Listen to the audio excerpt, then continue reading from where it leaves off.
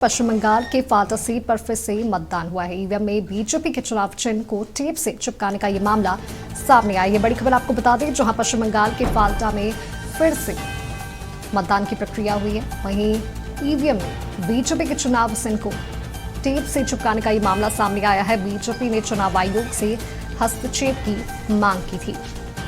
फाल्टा के कई बूथों पर गड़बड़ी का आरोप भी लगा था।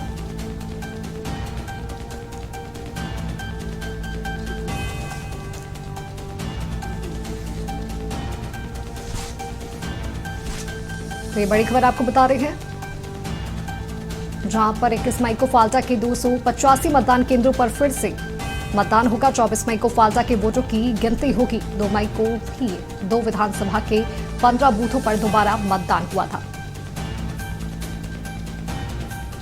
ये बड़ी खबर आपको बता रहे हैं, जहां पश्चिम बंगाल के फाल्टा सीट पर फिर से मतदान की प्रक्रिया होगी। ईवीएम में बीजेपी के चुनाव चिन्ह पर टेप से चिपकाने का यह मामला सामने आया है।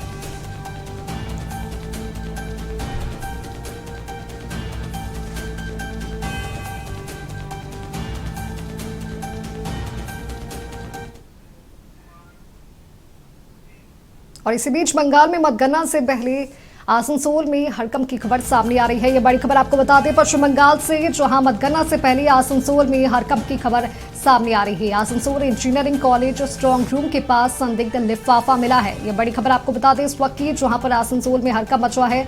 Asansol engineering college strong room के पास लिफाफा मिला है। लिफाफे में दस्तावेज और बंद मोबाइल फोन बरामद किए गए हैं। इसके साथ ही आपको जानकारी दे दें कि रानीगंज विधानसभा से जुड़े होने का यह दावा किया जा रहा है। वहीं बीजेपी ने साजिश की आशंका जताई है।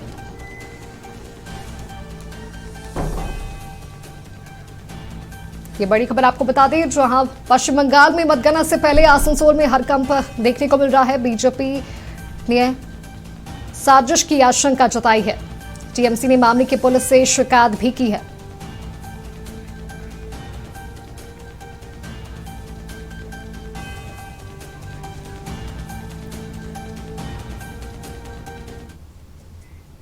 अब आपको इसी तरह चलते हैं पश्चिम बंगाल। हमारे सहयोगी सत्यव्रत किरण हमारे साथ लाइव जुड़े हुए हैं। सत्यव्रत, मतगणना की प्रक्रिया जारी है और इसी बीच आसनसोल में हड़कंप की खबर सामने आ रही है, जहां स्ट्रांग रूम के पास एक लिफाफा बरामद किया गया है। क्या है ये पूरा मामला? तो देखिए मानवी, सबसे पहले मैं आपको बता दूं कि आसनसोल में जो यह घटना घटी है वो बीते देर रात शाम की आसपास की जो है वो बताई जा रही है।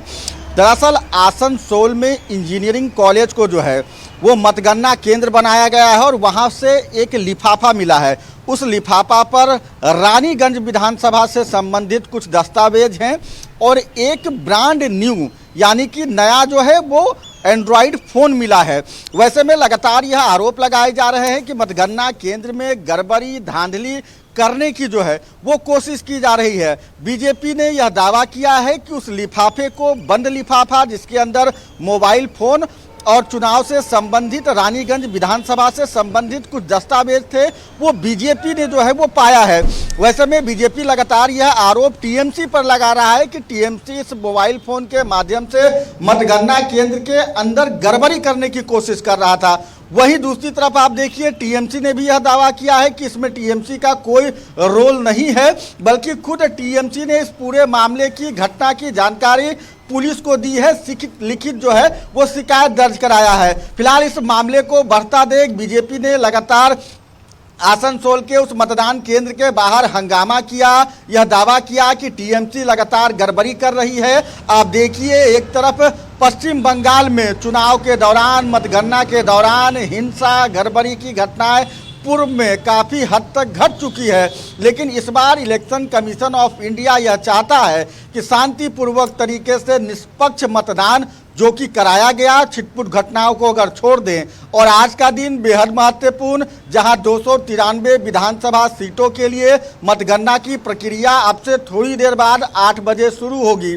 तो लगातार एक तरफ मतगणना हो रही है, उन सब के बीच कुछ छिटपुट घटनाएं, हंगामे की, गड़बड़ियों की, आरोप प्रत्यारोप की जो चीज़ें हैं वो सामने आ रही है। माधवी जी बिल्कुल सत्रवत, लगातार आरोप प्रत्यारोप का दौर जारी है और इसी बीच पश्चिम बंगाल के फाल्टा में 285 मतदान केंद्रों पर फिर से मतदान की प्रक्रिया होगी। इसे लेकर क्या कुछ जानकारी?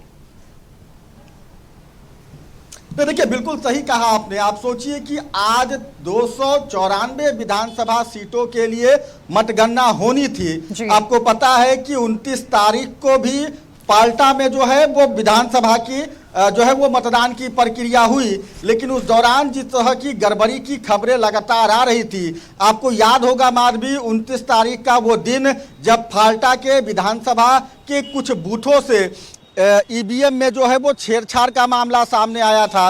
बीजेपी के लोगों ने आरोप लगाया है कि ईवीएम में बीजेपी के चुनाव चिन्ह के सामने जो बटन है उसे सेलो टेप से छिपा दिया है। उसके अलावा फाल्टा, जो कि पहले से ही विवादों में यह विधानसभा सीट रहा है, वहां पर लगातार चुनाव के दौरान भी जो है वो कई तरह की गड़बड़ियां सामने आ रही थी। यही कारण है कि लगातार जो है वो फोर्स की तैनाती भी फाल्टा विधानसभा सीट पर की जा रही थी।